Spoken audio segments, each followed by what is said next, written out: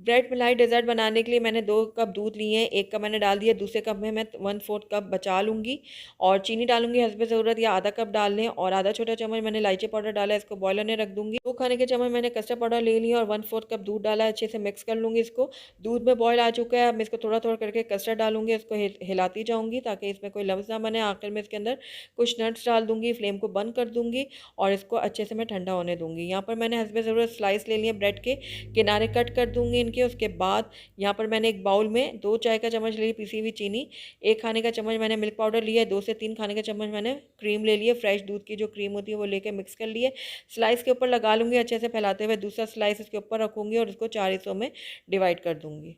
और जो हमारी क्रीम बची है इसके अंदर मैं आधा कप दूध डालूँगी, 1 छोटा चम्मच चीनी की डालूँगी, उसके बाद इसके अंदर ब्रेड के स्लाइसेस डिप करके सर्विंग डिश में रखती जाऊँगी, कस्टर्ड डालूँगी ऊपर, कटे हुए नट्स डालूँगी और ये लीजिए ज़बरदस्त सा हमारा ब्रेड डेज़र्ट रेडी है।